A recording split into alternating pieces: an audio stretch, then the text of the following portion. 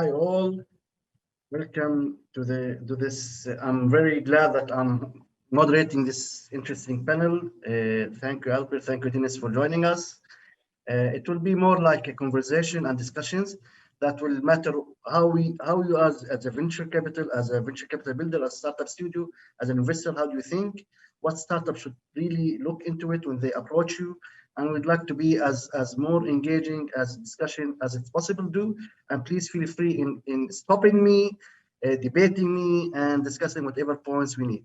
And I would, if you allow me this, I would like to start with Apple. And I would, as a venture capital myself, I'm always really intrigued with the startup studio concept. So I just want from you to tell the people what is startup studio and what is really the main differentiator from other norms of investments that in the market. Sure. Thanks, Liwa, and nice to be here. We are Enhanced Ventures, and we are a startup studio. We're one of the first ones in our region. We operate out of Dubai and Riyadh for the whole Middle East and Pakistan and Turkey region. And we're a bit different than the typical venture capital model. We do invest in startups, but we invest in startups that we start. So we have founders for these, startups, and we fund them, and we also are co-founders to them, and we help them. We have our own tech team. We develop our technology. We have our marketing team. We do the early marketing, and we see the venture from ideation, coming up with on what to build together with these entrepreneurs, then to validation, to creation, and then growth, after which we, at a certain point, when we feel the venture is mature enough to stand on its own, we spin it out and raise money externally and have it scale up outside. And we do this in parallel. We don't do it serially, so we do multiple ventures at the same time. It's a way of, especially in early stage ecosystems, it's a way of building seed stage or pre-seed young deal flow of certain quality proactively, instead of waiting. You are a venture capital investor, and our advantage versus you is you have to wait for a brilliant team to walk in with an amazing idea. We're kind of turning it upside down and saying, let us come up with brilliant ideas and see if we can find great people to do them with. They have positives and negatives and challenges of their own. But how many times have you been questioned with the question that how do you focus? How do you really focus on the idea? How, as an investor, I would be convinced that you are focusing on the that I invest in? So, for one, we have individual founders for each venture, right? So we are co-founders to them, and what we provide to them benefits from doing things in parallel. The fact that our studio is focused on vertical marketplaces. We have a vertical marketplace engine, our technology, our tech stack. The fact that we've used it multiple times and we continue to improve it is a benefit to the fact that we're doing things in parallel. But the individual entrepreneurs that are in a given venture are doing only that. Yes. So the only unfocused part actually gets benefit from being unfocused. We have a large database. We can share it across ventures. That's benefit from that's why the concept of startup studios globally is becoming one of the most important drivers for the new economies. Dennis, and I would love first for you to identify and to tell people what you are doing, and then I have a couple of questions for you. Go ahead, Dennis. Yes, thanks for that. I'm really glad to be here. I serve as principal at Fortress Ventures. We are the mid-market venture capital firm focused on the US and Israel primarily, and primarily on the mid-market stage, like early growth stage, Series B, Series C rounds. That is our sweet spot. We are either co-leading or leading the rounds, or less frequently in the last couple of months, we're doing follow-on investments. I also serve as the venture partner to one of the accelerators, European accelerators called SeedStars. We focus on basically on the post-seed startups, so kind of startups in between of the two financing rounds, helping them to boost the sales and reach Series A status. Dennis, I'm really, sometimes startups really are confused about post-seed, seed, early stage. Now, Right. let's say that with your acceleration program, if you can tell all startups, what will make you say yes to startup that I'm really willing to explore investing? Give me your top 3 reasons that you will not let go any startup without, in order for you to say yes, let's go and invest. Share us with you your thoughts about that. Um, I have, in basically this implies from the thesis that we have, I have 2 different views from the acceleration perspective and from the investment perspective, because if and it's pretty simple. If the startup is coming to like an accelerator specifically for the funding, this is not a good fit, because acceleration is for something else. It's for testing the hypothesis, some pivots, some extensive network consumption, in the sense that a startup is really have already found a sort of a product market fit, but it's really the question whether it's scalable or not. And if the startup is coming seeking for funding in the first stance, that's not a good fit, I think. And that's maybe the number 1 reason, unfortunately, to reject. The second one is basically coming also from the strategy that we have, because we are focused on emerging markets. If you're willing to scale in the US and you're coming to seed starts, that's not the best place, because in the US there are a lot of, more advanced accelerators that are on the ground, right? And if you come to us to scale in Latin America, for example, or in Southeast Asia or in India, we are good fit for that. And that's the top 2 reason, I think. Mhm. Top Excellent. 3, I don't think there is top 3. But from investment perspective, that's the same stuff, but quite different. So we are focused on the models that are scaling already, having, let's say, 7 million in ARR, like 7 to 40 million, I would say. And this gap is like for 1 or 2 years. If you're a bit early, for us, it's hard. If you're late already, for us, it's already missed opportunity, in the sense that timing for us is essential. And I think here, like top 1, 2, 3 reasons align in respect to Excellent. the, let's Excellent. say, focus in our opportunity to help startups to scale. Thank you, Dennis. Alper, I want to catch up where Dennis introduced. There's gaps in the market, and I know you start as an entrepreneur, you were a serial entrepreneur, then you are a startup student, and you went through the whole funding rounds and everything. What gaps you see in our region? Because I know you've been in Dubai for a while now. So what gaps in our region we see in terms of the VCs like Dennis or other VCs like us? What gaps are still need to be filled from an investment side?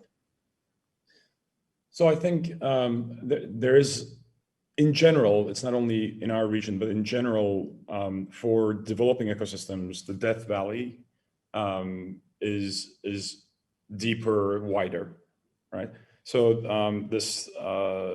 I think we've gotten better and better at having teams form in our region and get early funding from angels and family and friends, but we're still seeing a lot of them fail and not be able to raise their Series A.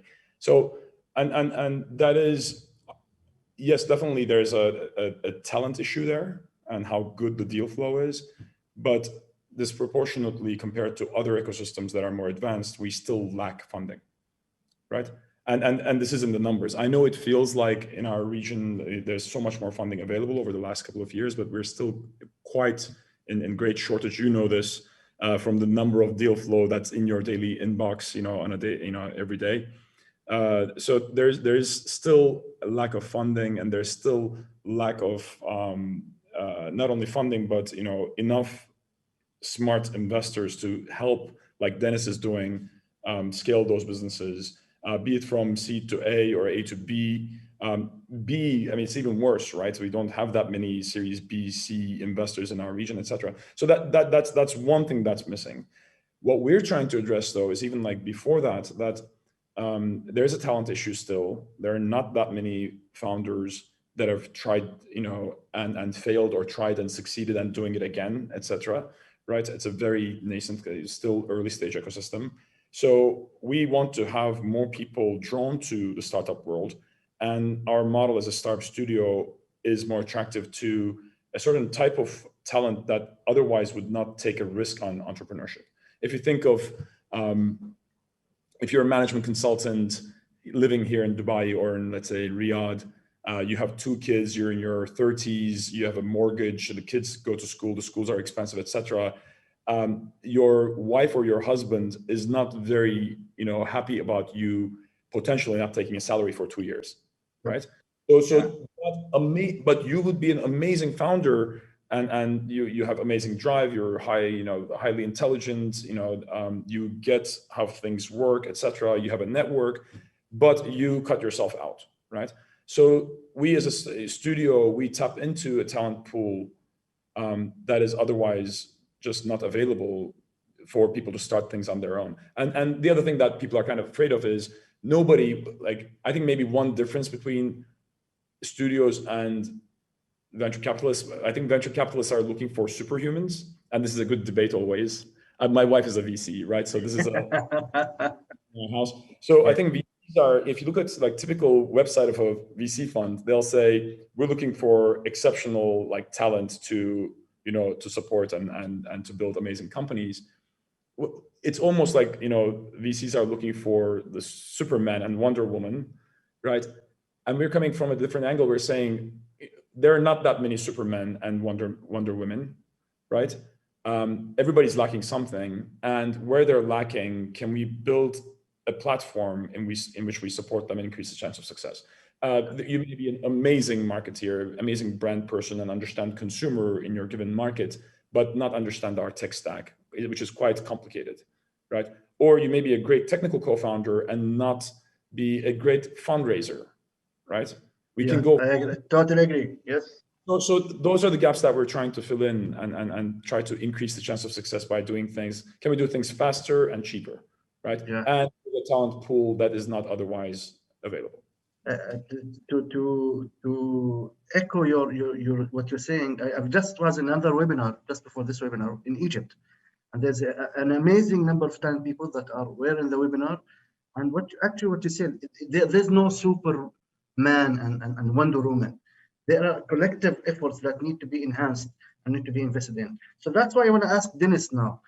Dennis, Alper said venture capitalists always look for the super. Yeah, that's true. We look for Superman and Wonder Woman, and we want to, what we call it, the no-brainer investment opportunities. Right. Nonetheless, and I really want to understand, we say yes for a second meeting as venture capital. Now, and I want to see what due diligence process. Do venture capital really pay that much attention for due diligence? And what are the factors that you say yes in your first meeting, and we are very interested in this startup, and then when you do the due diligence as an investor, you say no? So I really want to understand this dilemma in oh, come on, man, we met, you like my opportunity. Why did after the due diligence you said no? There's so many startups keep missing this. That's a very good question, I think, and I don't think there is there is a simple answer to this question, because honestly, a lot of things might happen during the due diligence. I think there are some things that, a good example is during this COVID when it started, right? A lot of things went positively. I don't even understand how travel startups are feeling right now, because I think they had very, very positive discussions with a number of investors, and external reason pushed them out of the of the focus for a number of investors, right? So external things also matter, always matter. The second thing is well, we always are facing with very ambitious stories behind the startups, right? Behind the progress, behind the agreements, etc. But due diligence is for that to check all this stuff. That's not bad if you're like, if you're optimistic, right? But if you're misstating something, this is a very, very sharp reason to decline. And I think if you find something which is a misstatement, that's very bad, and that's not occasionally the case, because it might have happened in different aspects in the business, in the commercial agreement, somewhere else. And the third, I think, it's well, because the deal conditions might have changed, because uh, like we are doing a pretty deep due diligences, because like we're trying to understand, let's say 95% of what the company is doing, speak to clients, check the technological space, because our team is balanced with the business experience professionals and the tech professionals. So we are among other VCs where we are trying to be deep in the technology, and a lot of small things may happen to bright this remaining 5% as very crucial for us. So it's hard to say, I would say, but that's happening sometime. But well, in my experience, that not very frequent, honestly speaking. Do you think 2021, the post-COVID year, that the due diligence or the things that we as investors look into the startups will differ? Well, I don't think so, because I think, well, despite all pros and cons, economically we are performing relatively good, because I was personally expecting that the hit would have been much harder to the well, there are of course different industries that are suffering, and they're like on hold, in crisis, whatever. But the technology sector broadly is gaining momentum, I think, right now, and the transformation that people are doing, and the businesses, the corporations are doing within this limited time is it's impacting the decision-making process in the future. So I think 2021 will be more under control, because we didn't expect the hit this year, right? But now we understand that the hit is now, and what is the source of this hit, right? Yep. We just need to find out what will be the implications. And within this problem, we like from three aspects we close two, so we have just one aspect, to think about. So I think 2021 is a good year for investments and for strategic planning for the startups as well. Yep. Alper, and I just want to catch up with Dennis. So, and I agree with Dennis. I believe 2021 will be a positive year for investments, and I see 2020 for me is a positive year for investments. Now, I want to take it from your perspective, because maybe VCs look at differently. Now, from Startup Studio perspective, and from you as a serial entrepreneur, and you raised and you keep raising for other investments. How did you see 2020, and how will you see 2021? So for us, we were investing and we were raising capital for our fund at the same time in 2020. In many ways, the pandemic did not have a negative effect on our business. In fact, for some of our ventures, that was a very positive effect, and they said they became profitable even at seed stage, etc.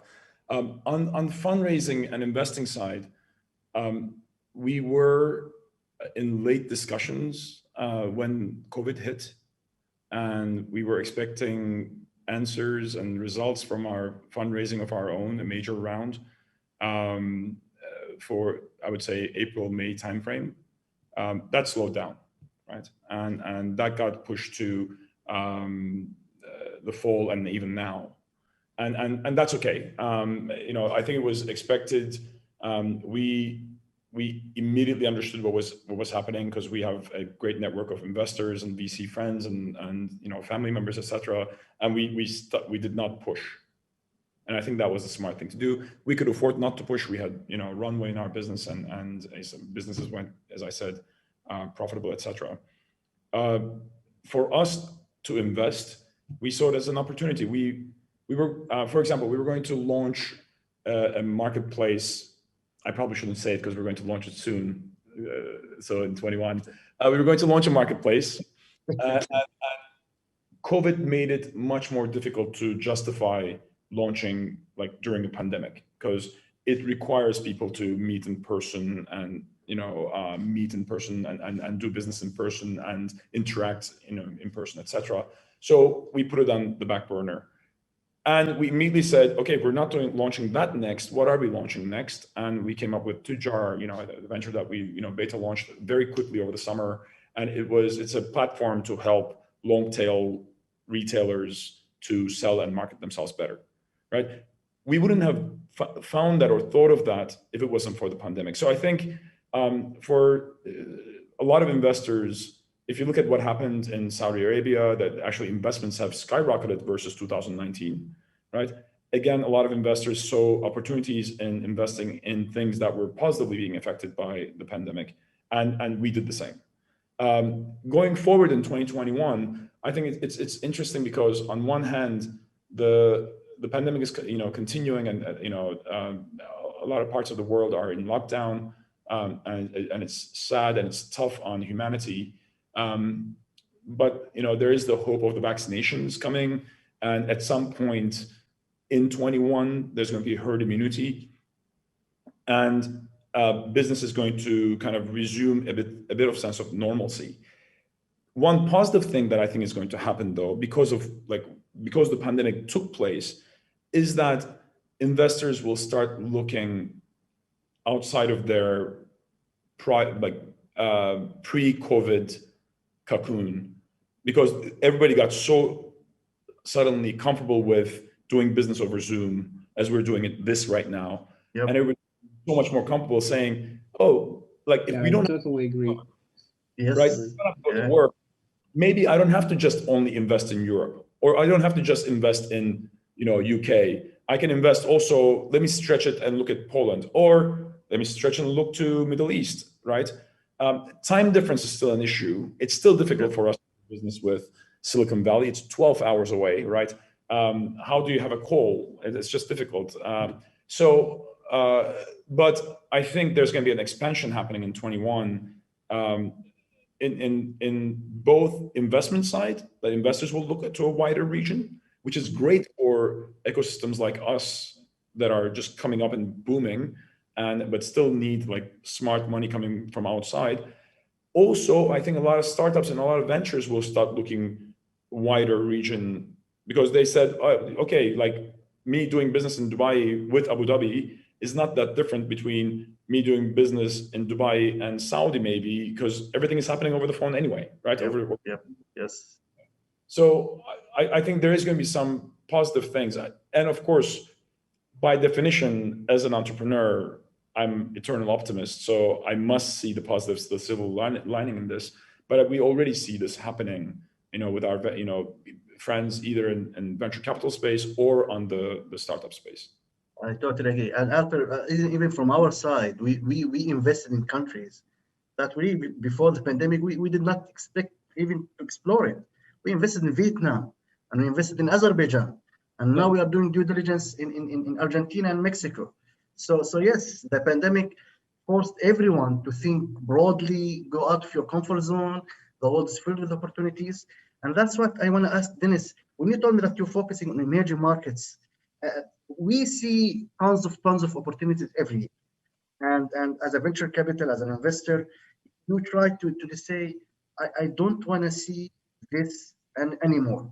What is your recommendation for startups to focus on in 2021? Especially you are dealing with so many emerging markets. So you've seen more and you've seen a lot.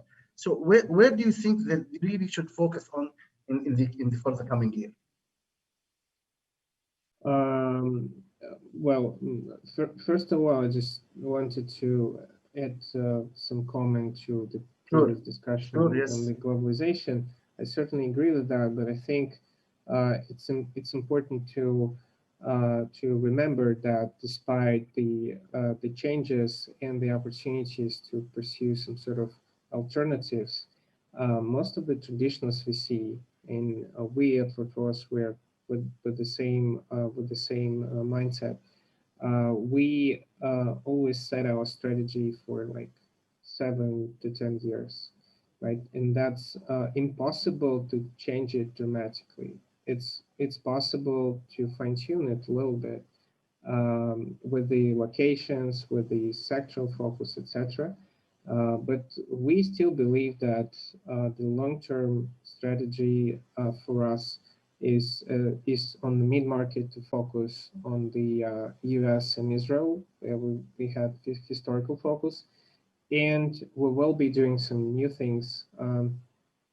Like Alper said, we are raising a new fund that will be focused on Eastern Europe as one of the hubs among the emerging markets. And speaking about SeedStars, SeedStars made an effort this year to actually last year to put this global and make the program virtual, you know, to increase the number of people from teams that could participate in sessions, in coaching, in networking, in communications, etc. And pandemic helped to make this, I mean, sharper and happen. And I think that it's good. And at the same time, this is an opportunity for the startups. For example, if you're locating in any sort of the region, but you understand that product market fit analysis gives you that, for example, I don't know, like Japan is your perfect market to sell your product. Now you have an opportunity to reach a lot of your potential customers remotely, and that will be well accepted. And I think that's very important to take this opportunity seriously, because maybe in half year from now, things will be getting back to, let's say, old normal. They will be not the same, right? But still, well, I think we will need to admire that a lot of things in the tech space is hyper local. So we tend to focus on sort of communities. Excellent. And it's Yep. very hard to build them online, right? But now there is a momentum when this kind of opportunities exist. So I would advise startups to take this time, the new year break, in a sense, to think about the markets for their products and to think about their strategies for this year. Excellent. Thank you, Dennis. We are running out of time, so guys, we need to keep on the time, and we already started late, but nonetheless, Alper, me and Dennis, we are venture capital and we are investors, and you know, we are the other side of the coin, and you are also as well as an investor, also an entrepreneur. Now, if you are allowed to change a couple of things in the mindset of investors, what you will change? Good question. I always want to hear it from your side. You know, a lot of my friends are venture capitalists. You know, some of my best friends are. My wife is one. You know, my partner is an ex-VC. The discussion that we always have as a startup studio is kind of like the flag bearer kind of early startup studio in our region. And we've been on a mission to like educate the whole ecosystem about what are startup studios and why are they bring advantage to our markets, etc. I'm always surprised that investors, and I want to put this in the right form, that investors that are in the business of investing in innovation can be somehow so indoctrinated in doing things in only one way, right? You're in the business of new, literally, and I am as well, right? Like I always if I am too stuck into a certain thoughts, I shake myself and I tell my partners and my senior leadership or my mentors and advisors to tell me as well. So that is one thing that I think, and that comes with seeing 800 or 1,000 pitch decks a year, right? I think there's this the human brain ends up having to somehow typecast things and like simplify things and say, oh, not this, not that, and kind of look for the kind of one or two archetypes of things. But if you look globally, the model is not as successful as it should be. I don't think. I agree. Yeah. As humanity, we're just not that good at building new companies. And this is no fault of studios, VCs, accelerators, incubators, governments, etc. I think we need to first come and say we have to change some things around, and I think investors, founders, governments, all the stakeholders have to be open to new ideas. Yes.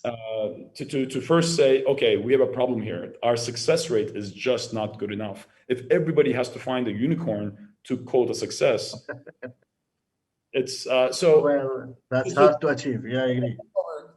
We go and talk to investors, be it government investors or family offices or our VC friends, and we always say, look, this idea, this is a different thing, right? Are you open to listening to a different idea? Yes.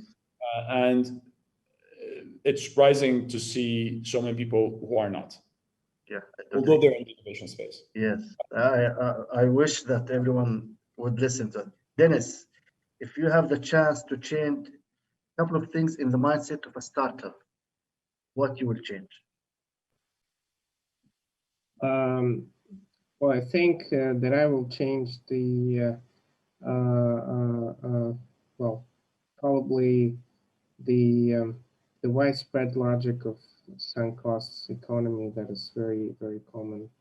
I think it should be more balanced in any case, because it's really hard to achieve the sustainability, and maybe that's the reason that we are not building a lot of sustainable companies.